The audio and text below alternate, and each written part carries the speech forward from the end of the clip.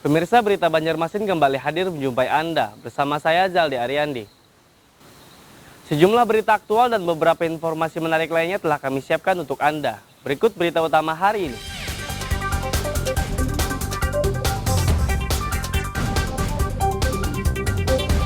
PPKM level 4 di Kota Banjarmasin gagal turun ke level 3.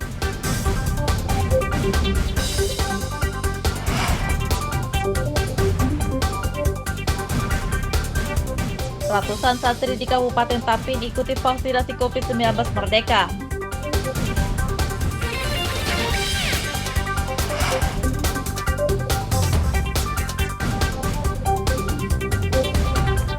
Warga Desa Anjir Muara Lama, Kabupaten Batola, mengeluhkan jembatan tua yang sudah tidak layak digunakan.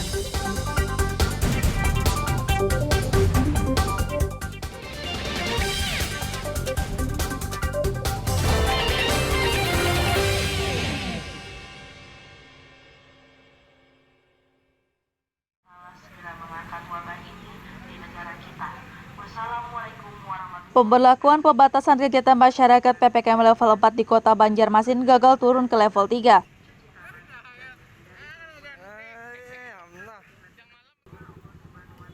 Komite Penanganan COVID-19 dan Pemulihan Ekonomi Nasional Senin malam mengumumkan perpanjangan PPKM level 3 dan 4 hingga 20 September mendatang untuk kabupaten kota di luar Pulau Jawa dan Bali.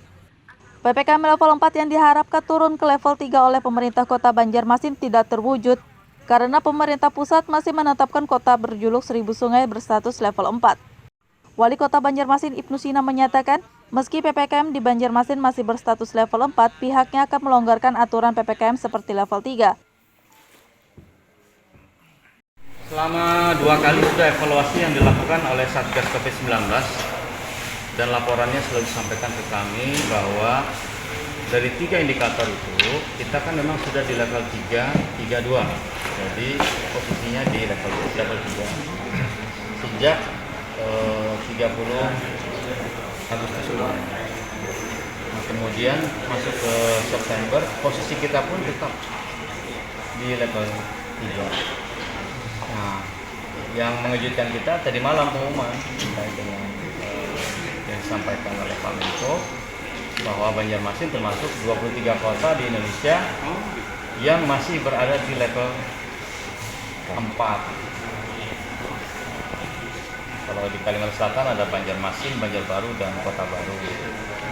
Nah, kami sendiri menyinggapinya di surat edaran yang lama itu kan sebetulnya memang di level 4, tetapi sudah dengan pelonggaran di sektor ekonomi. Jadi pelonggaran itu sebetulnya sudah masuk ke level 3. Ibnu Sina menambahkan pihaknya akan berkoordinasi dengan jajaran Forkopimda Banjarmasin mengenai penyekatan apakah masih diberlakukan atau tidak di masa perpanjangan PPKM level 4 ini. Dari Kota Banjarmasin, Muhammad Lutfi Darlan dan Fudail melaporkan.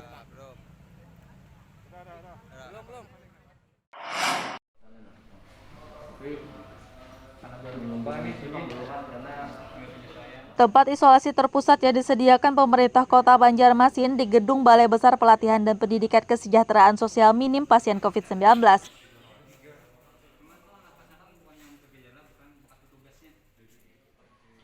Meski telah beroperasi sejak beberapa hari lalu, tempat isolasi terpusat yang berada di kawasan Mula Warman, Banjarmasin Tengah itu hanya ditempati oleh 1 pasien COVID-19 saja. Pelaksana tugas PLT Kepala BPBD Kota Banjarmasin Edi Wibowo mengatakan, pihaknya akan mengimbau warga isoman atau yang menjalani isolasi mandiri di rumah untuk dirawat di tempat isolasi terpusat. Informasi yang kita dapatkan yang isolasi mandiri kan ada sekitar 200-an informasinya kan. Nanti bisa dikontak ke Dinas Kesehatan. Dari informasi itu, dari data itu ada yang masyarakat yang memang kondisi lingkungannya memang tidak layak untuk diisolasi mandiri.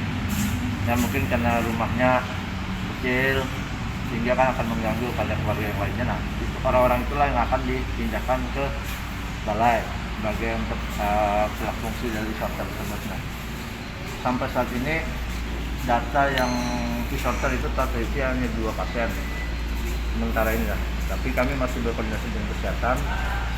Nah, kalau itu mungkin bisa ada lebih, ya ini masih dilakukan koordinasi dengan dinas kesehatan, karena itu adalah tugas fungsi dinas kesehatan.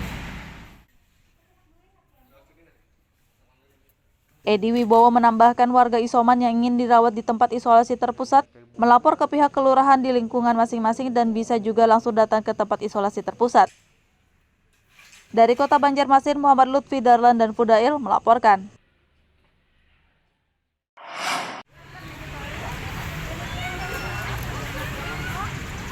Forum Koordinasi Pimpinan Daerah Forkopimda Provinsi Kalimantan Selatan menggelar vaksinasi COVID-19 massal di Gereja Katedral Keluarga Kudus Kota Banjarmasin pada Senin lalu. Vaksinasi COVID-19 massal di gereja digelar berdasarkan instruksi Presiden Joko Widodo guna mempercepat pemberian vaksin bagi masyarakat. Selain itu, vaksinasi dosis pertama yang digelar di tempat ibadah umat Kristiani ini juga sebagai toleransi keberagamaan masyarakat. Diaplikasikan oleh kita di setiap provinsi dan hari ini di Kalimantan Selatan tentunya, khususnya ada anak muda yang juga sudah menggelorakan di wilayah kita, dibantu kita yang maka kita mau sukses, anak muda menghargai kita yang itu. Akan sukses semua. Ya. Terima kasih. Oh, terkait kesadarannya sudah Paman untuk masyarakat Kalsel ini? Alhamdulillah, ini lagi berbondong-bondong mau divaksin. Karena sesuai sejak awal pandemi ini masuk, kita dulu ribut nyari vaksin, kan? Tapi belum apa-apa lagi nggak ada. Nah sekarang vaksinnya sudah ada. Nah tinggal kita melaksanakan. Dan terima kasih kepada seluruh rakyat Kalimantan Selatan, semua kita, dan hari ini kerukunan umat beragama ini kita sudah menjadi pelopor. Mudah-mudahan vaksinasi ini segera bisa selesai. Kegiatan vaksinasi COVID-19 massal ini diikuti ratusan warga dari berbagai kalangan dan pelajar usia 12 tahun ke atas. Dari Kota Banjarmasin, Muhammad Lutfi Darlan dan Fudail melaporkan.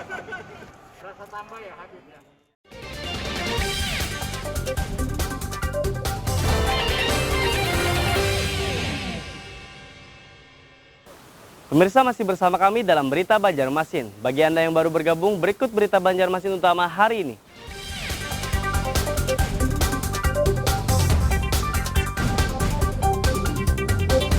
PPKM level 4 di Kota Banjarmasin gagal turun ke level 3.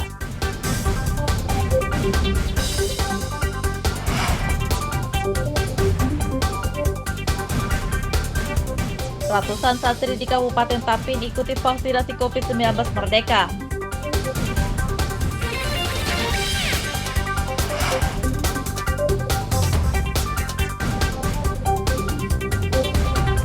Warga Desa Anjir Muara Lama, Kabupaten Batola, mengeluhkan jembatan tua yang sudah tidak layak digunakan.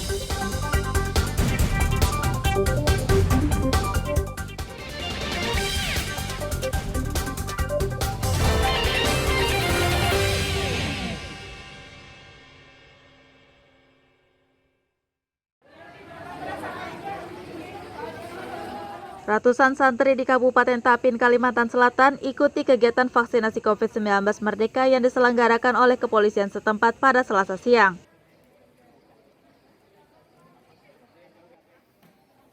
Vaksinasi COVID-19 untuk para santri digelar di Pondok Pesantren Asunia Tambarangan, Kecamatan Tapin Selatan, Kabupaten Tapin. Vaksinasi COVID-19 Merdeka yang digelar oleh Polres Tapin ini berlangsung selama 2 hari, yakni sejak Selasa kemarin hingga Rabu hari ini. Di hari pertama penyelenggaraannya, vaksinasi Merdeka dosis pertama ini diikuti 800 santri, sedangkan hari berikutnya bakal diikuti 500 santri. Kapolres Tapin AKBP Subianto mengatakan, program vaksinasi COVID-19 Merdeka merupakan gagasan dari staf khusus Presiden bersama Polri. Menurutnya, vaksinasi Merdeka diselenggarakan serentak se-Indonesia dengan menyasar pondok pesantren dan rumah-rumah ibadah. Laksanakan vaksin Merdeka, di mana ini adalah dari program pemerintah, yaitu dari staf khusus kepresidenan dengan Polri, di mana dalam pelaksanaan ini adalah untuk mendukung herd immunity atau kesehatan masyarakat dalam pandemi ini. Kita meningkatkan dalam vaksin bagaimana kesehatan masyarakat sehingga kita percepatan vaksin. Salah satunya yaitu yang dialokasikan dari staf khusus kepresidenan itu di Pondok Pesantren Asmiyah. Semoga dalam program ini kita bisa memberikan kemanfaatan dan yang terbaik untuk masyarakat. Target Pak, ada berapa Pak? Target insya Allah yang kita laksanakan 1.300 yang akan dilaksanakan tanggal 6 dan tanggal 7, hari Senin dan Selasa. Ini bersama dengan dari Dinas Kesehatan Kabupaten Tapin, bersama Polri, dan dari Pondok Pesantren, insya Allah kita sudah siap semua. Sasaran Pak yang divaksinasi hari ini, sasarannya siapa saja Pak? Sasaran yaitu terutama dari Pondok Pesantren, yaitu dari santri maupun dari keluarga besar santri dan lingkungan. AKBP Pipit Subianto menambahkan tujuan dari program vaksinasi Merdeka untuk mempercepat pemberian vaksin COVID-19 kepada masyarakat. Dari Kabupaten Tapin, Muhammad Lutfi Darlan dan Abdillah melaporkan.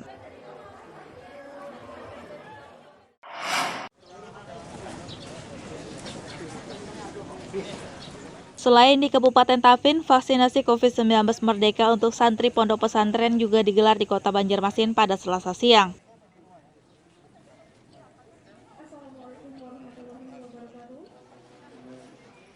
Vaksinasi COVID-19 Merdeka yang telah berlangsung sejak hari Senin lalu tersebut digelar oleh Polresta Banjarmasin di Pondok Pesantren Al-Istiqomah kawasan Banjarmasin Selatan.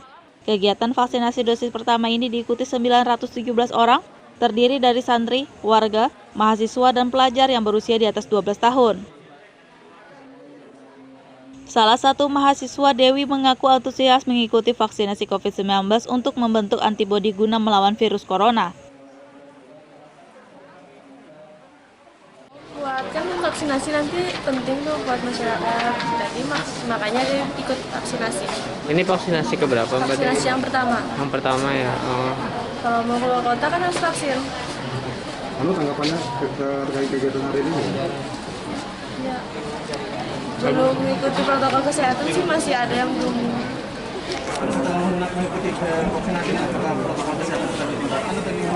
Nanti ditingkatkan lagi, kayaknya petugasnya harus meningkatkan lagi keamanannya. Oh gitu. Salah satunya apa Mbak Dewi yang menurut Mbak kurang protokol kesehatannya? Yang menunggu vaksinnya itu kurang, apa sih? Kayak warganya kurang mengikuti protokol kesehatan itu aja. Dalam menjaga jarak.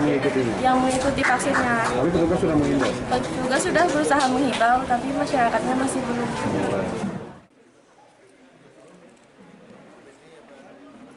Di sisi lain, Kapolda Kalsel Irjen Pol Rikwanto mengatakan ada 1.000 dosis vaksin COVID-19 Sinovac yang disediakan dalam penyelenggaraan vaksinasi Merdeka ini.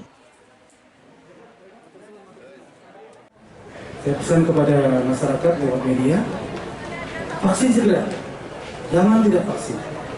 Ya. Jangan percaya hoax di media sosial yang vaksin itu yang begini, ini tidak baik, itu hoax. Ya. Vaksin segera, dengan sudah divaksin, tubuh kita lebih kuat, dan kalaupun kita kena COVID, kita lebih kuat menghadapi COVID itu dibanding yang tidak vaksin. Ini pesan saya. Ya. Kebetulan hari ini dan beberapa hari ke depan, Polri jadi leading sektor untuk vaksinasi ini, dipimpin oleh Bapak Presiden langsung, di backup betul oleh Bapak Gubernur, Pak Danrem, Forkopimda lainnya, dan di sini ada staf Presiden khusus ini hadir sini juga, ya, untuk mengikuti pelaksanaan vaksinasi. Mudah-mudahan warga Banua, Kalimantan statusnya sadar untuk segera datang ke Biar, ke gerai vaksin-vaksin yang ada. Ya. Insya Allah kita segera bebas dari COVID-19. Amin. Irjen Pol Rikwanto mengimbau kepada masyarakat yang belum disuntik vaksin agar segera mengikuti vaksinasi COVID-19. Ia juga berharap masyarakat tidak mudah percaya terhadap berita bohong atau hoax mengenai hal buruk yang berkaitan dengan vaksin COVID-19. Dari Kota Banjarmasin, Muhammad Lutfi Darlan dan Hafiz Ar-Rahman melaporkan.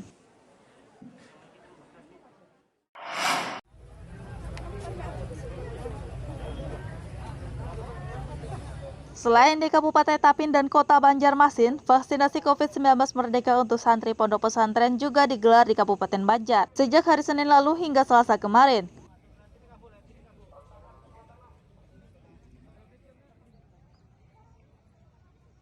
Vaksinasi COVID-19 Merdeka di Kabupaten Banjar digelar di halaman Masjid Agung Al-Karomah Martapura. Terpantau pada Selasa siang, kegiatan vaksinasi dosis pertama ini tak hanya diikuti oleh santri saja, tapi juga warga umum. Kepala Dinas Kesehatan Kabupaten Banjar Diaudin mengatakan, vaksinasi Merdeka yang digelar di hari kedua diikuti sekitar 1.000 orang, sedangkan hari pertama sekitar 1.600 orang. Menurutnya, dalam penyelenggaraan vaksinasi ini hanya tersedia 2.000 dosis vaksin Moderna dan Sinovac. Namun karena jumlah orang yang hadir melebihi dari jumlah vaksin yang disiapkan, maka pihaknya akan menambah lagi vaksin dari Dinas Kesehatan agar semua orang yang hadir bisa disuntik vaksin. Kalau dari Dewan Masjid Indonesia Pusat itu menentukan ada 2.000 dosis yang ditetapkan di tempat kita ini, Masjid Agung Al-Karomah, tapi pada kenyataan di lapangan kita sudah lebih dari 2.000. Kemarin aja sudah 1.630-an. Hari ini ditargetkan 1.000 lagi. Jadi 600-annya itu nanti di Dinas Kesehatan yang menutupi jumlah vaksinnya.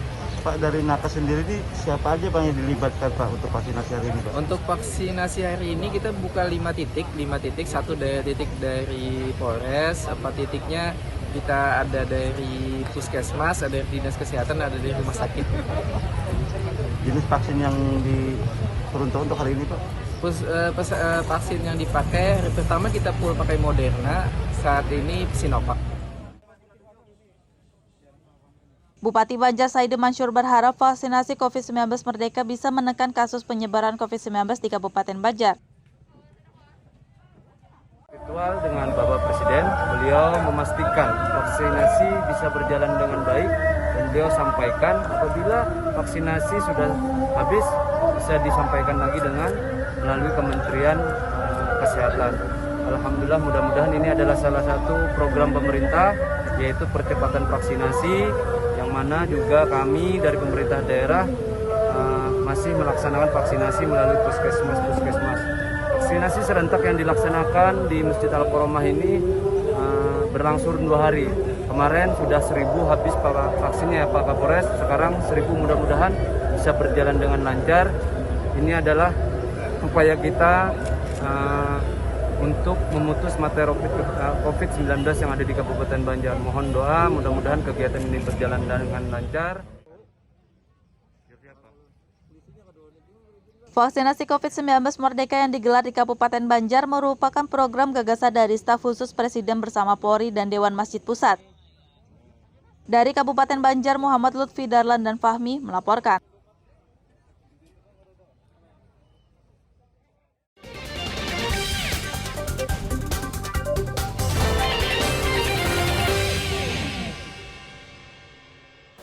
Pemirsa, masih bersama kami dalam Berita Banjarmasin. Bagi Anda yang baru bergabung, berikut Berita Banjarmasin utama hari ini.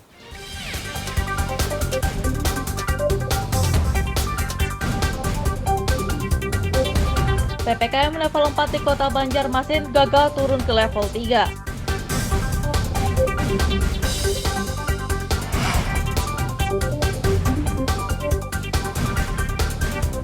Ratusan santri di Kabupaten Tapin ikuti vaksinasi COVID-19 Merdeka.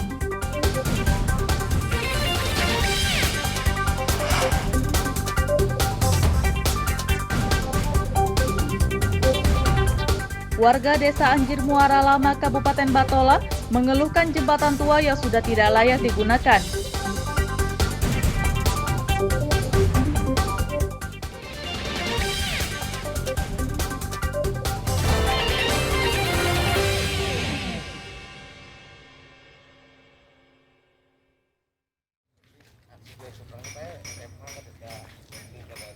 Warga di Desa Anjir Muara Lama, Kabupaten Batola, mengeluhkan kondisi jembatan tua yang sudah tidak layak untuk digunakan.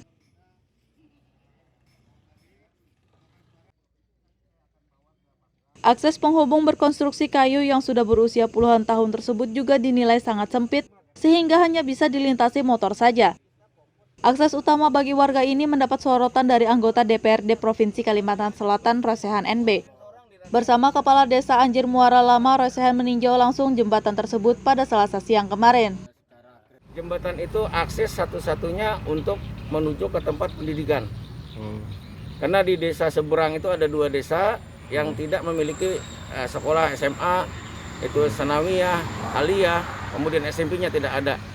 Nah, masjid juga, pasar juga. Nah, makanya jembatan itu satu-satunya akses untuk menuju ke sekolah, menuju ke pasar, menuju ke masjid.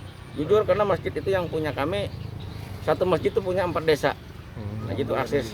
Kemudian orang-orang yang sakit tidak bisa ambulan nyebrang. Nah, itu mudah-mudahan jadi dari pihak DPRD pusat provinsi tadi setelah melihat itu keadaannya bisa membantu kami untuk memperlancar keadaan yang demikian. Rosehan menyatakan ia akan melaporkan kondisi jembatan tua ini kepada anggota Dapil agar segera direnovasi. Saya ikut meninjau lokasi apa yang bisa kita bantu bersama-sama, tetapi semuanya tetap saya laporkan ke anggota Dapil. Kalau di sini kan Batola ada Pak Sudin Murad, Pak Rin, Pak Karyanapi, sama Pak Ibu Tatum. Ayo kita korek sama-sama karena kondisi areal ini sangat tidak layak dengan jembatan seperti ini karena sudah kemajuan zaman, terus mobilitas yang tinggi, terus manfaatnya juga tidak hanya perdagangan, ekonomi, tapi juga anak sekolah. Warga Desa Anjir Muara Lama berharap jembatan tua ini segera direnovasi agar bisa dilintasi mobil sehingga dapat memudahkan aktivitas mereka. Dari Kabupaten Batola, Muhammad Lutfi Darlan dan Ibrahim melaporkan.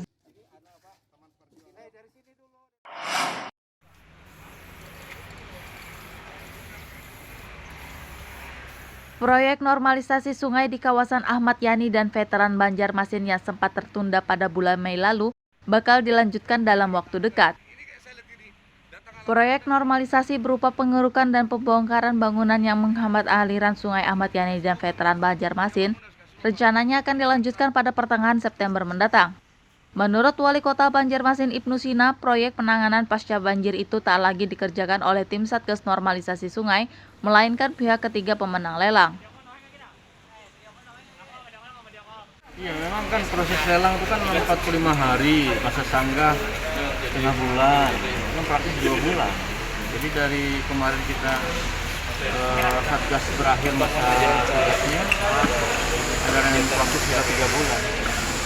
Bisa melaksanakan lagi kegiatan. Karena Satgas kan sudah dibubarkan, tanggap darurat kan sudah selesai. Nah, untuk penanganannya masuk ke dinas SKPD, Sungai Veteran, Kanal Veteran, Ayani, semuanya yang lain. Kan jadi kegiatan jadinya, dari kegiatan kan lelang. Langsung digawi aja. Berarti ini dianggap kan kegiatan di dinas PU yang tidak ada satgas lagi. Bukan, tidak ada satgas itu sudah di masa tanggap darurat aja. Kalau prioritas ada kan Ayani Veteran saat ini prioritas. Ini Veteran Sungai Kuring yang di prioritas. Pada proyek lanjutan normalisasi Sungai Veteran dan Ahmad Yani, pemerintah Kota Banjarmasin menganggarkan 3,6 miliar rupiah untuk pengerukan dan pembongkaran bangunan yang menghambat aliran di 2 sungai tersebut. Dari Kota Banjarmasin, Muhammad Lutfi Darlan dan Fudail melaporkan.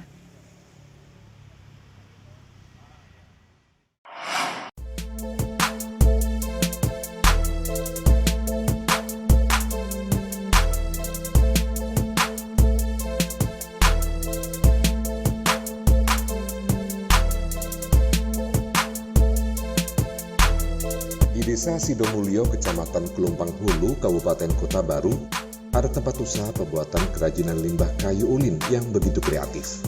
Selain mengambil unsur karya seni, kerajinan berbahan limbah kayu khas Kalimantan yang biasa disebut kayu besi ini juga bernilai ekonomi cukup tinggi.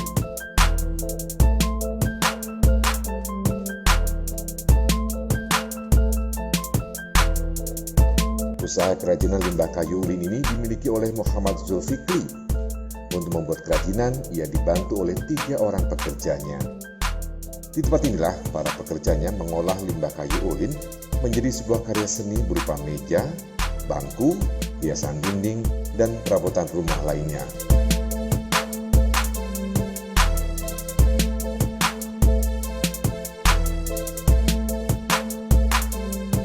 Meski hanya dibuat dari limbah dan berbentuk tidak beraturan, hasil kerajinan yang dibuatnya cukup unik dan menarik serta bernilai ekonomi cukup tinggi.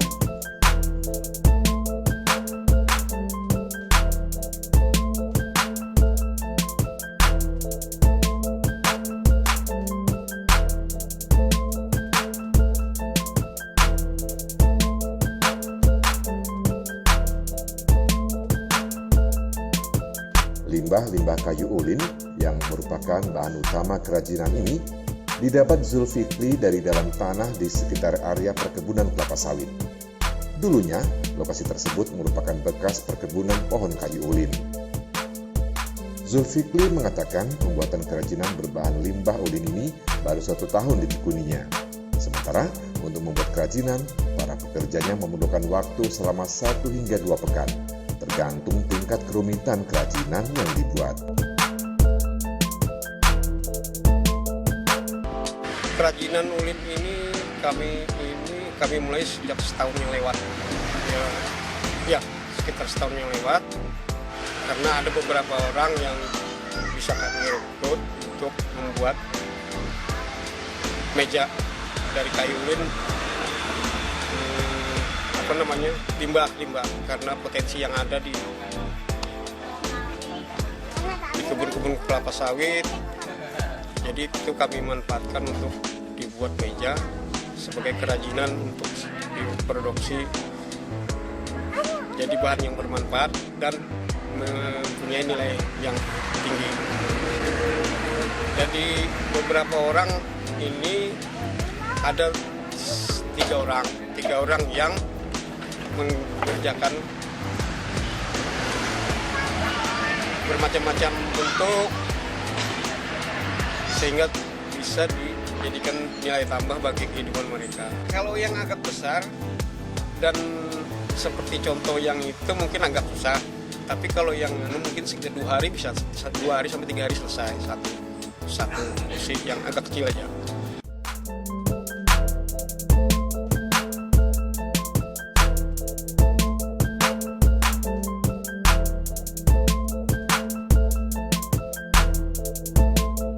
Meski kerajinan ini hanya terbuat dari limbah kayu ulin, harganya cukup tinggi, yakni berkisar antara 2 juta rupiah hingga puluhan juta rupiah.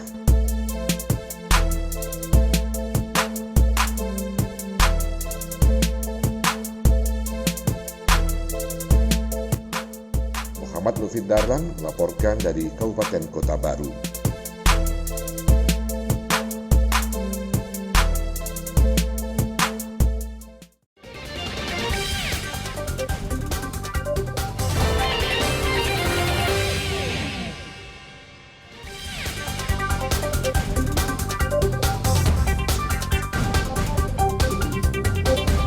PPKM level 4 di Kota Banjarmasin gagal turun ke level 3.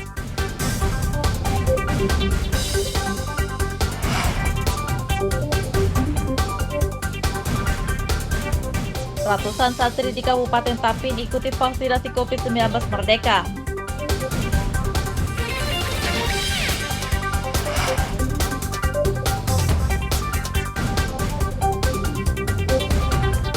Warga Desa Anjir Muara Lama, Kabupaten Batola, mengeluhkan jembatan tua yang sudah tidak layak digunakan.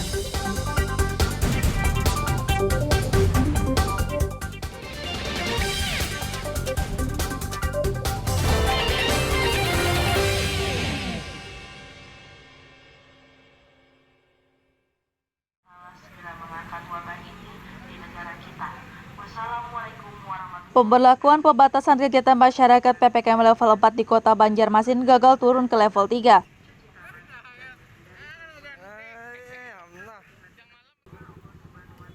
Komite Penanganan COVID-19 dan Pemulihan Ekonomi Nasional Senin malam mengumumkan perpanjangan PPKM level 3 dan 4 hingga 20 September mendatang untuk kabupaten kota di luar Pulau Jawa dan Bali. PPKM level 4 yang diharapkan turun ke level 3 oleh pemerintah Kota Banjarmasin tidak terwujud karena pemerintah pusat masih menetapkan kota berjuluk 1000 sungai berstatus level 4. Wali Kota Banjarmasin Ibnu Sina menyatakan, meski PPKM di Banjarmasin masih berstatus level 4, pihaknya akan melonggarkan aturan PPKM seperti level 3. Selama 2 kali sudah evaluasi yang dilakukan oleh Satgas COVID-19 dan laporannya selalu disampaikan ke kami bahwa dari 3 indikator itu kita kan memang sudah di level 3, 32. Jadi posisinya di level 3 sejak 30 Agustus lalu. Nah, kemudian masuk ke September, posisi kita pun tetap di level 3.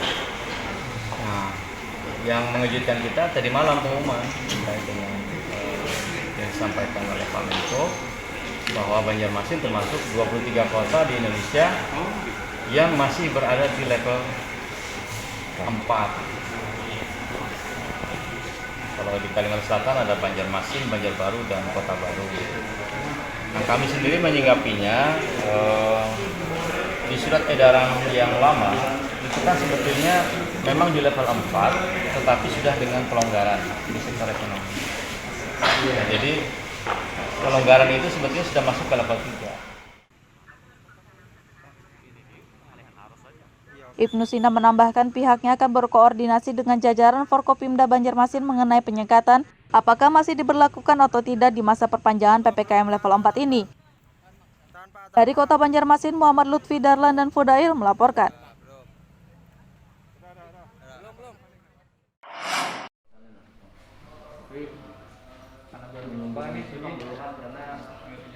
Tempat isolasi terpusat yang disediakan pemerintah Kota Banjarmasin di Gedung Balai Besar Pelatihan dan Pendidikan Kesejahteraan Sosial Minim Pasien COVID-19.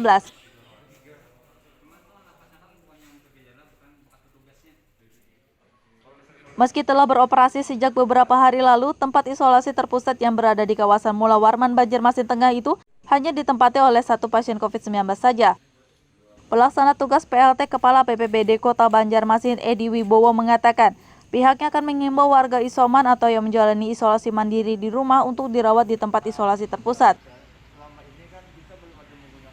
Informasi yang kita dapatkan yang isolasi mandiri kan ada sekitar 200-an informasinya kan. Nanti bisa dikontak ke Dinas Kesehatan. Dari informasi itu, dari data itu ada yang masyarakat yang memang kondisi lingkungannya memang tidak layak untuk diisolasi mandiri. Ya mungkin karena rumahnya kecil sehingga kan akan mengganggu pada keluarga yang lainnya. Nah, orang-orang itulah yang akan dipindahkan ke balai sebagai untuk fungsi dari isolter tersebut. Nah, sampai saat ini data yang isolter itu terdeteksi hanya 2 pasien sementara ini lah. Tapi kami masih berkoordinasi dengan kesehatan. Nah, kalau itu mungkin bisa ada lebih, ya ini masih dilakukan koordinasi oleh Dinas Kesehatan karena itu adalah tugas fungsi Dinas Kesehatan. Edi Wibowo menambahkan warga isoman yang ingin dirawat di tempat isolasi terpusat melapor ke pihak kelurahan di lingkungan masing-masing dan bisa juga langsung datang ke tempat isolasi terpusat.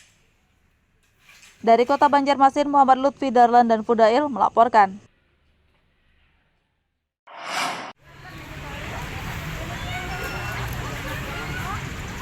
Forum Koordinasi Pimpinan Daerah Forkopimda Provinsi Kalimantan Selatan menggelar vaksinasi COVID-19 massal di Gereja Katedral Keluarga Kudus Kota Banjarmasin pada Senin lalu. Vaksinasi COVID-19 massal di gereja digelar berdasarkan instruksi Presiden Joko Widodo guna mempercepat pemberian vaksin bagi masyarakat. Selain itu, vaksinasi dosis pertama yang digelar di tempat ibadah umat Kristiani ini juga sebagai toleransi keberagamaan masyarakat. Diaplikasikan oleh kita di setiap provinsi dan hari ini di Kalimantan Selatan tentunya, khususnya ada anak muda yang juga sudah menggelorakan di wilayah kita, dibantu kita yang maka kita mau sukses, anak muda menghargai kita yang begitu. Akan sukses semua. Ya. Terima kasih. Terkait kesadarannya tidak Paman untuk masyarakat Kalsel ini? Alhamdulillah, ini lagi berbondong-bondong mau divaksin. Karena sesuai sejak awal pandemi ini masuk, kita dulu ribut nyari vaksin, kan? Tapi belum apa-apa lagi nggak ada. Nah sekarang vaksinnya sudah ada. Nah tinggal kita laksanakan. Dan terima kasih kepada seluruh rakyat Kalimantan Selatan, semua kita, dan hari ini kerukunan umat beragama ini kita sudah menjadi pelopor. Mudah-mudahan vaksinasi ini segera bisa selesai.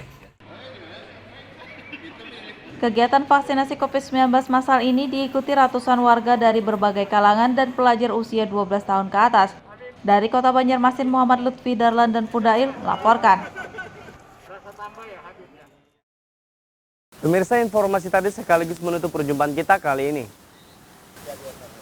Saya Zaldi Aryandi beserta redaksi mengucapkan selamat beraktivitas, sampai jumpa.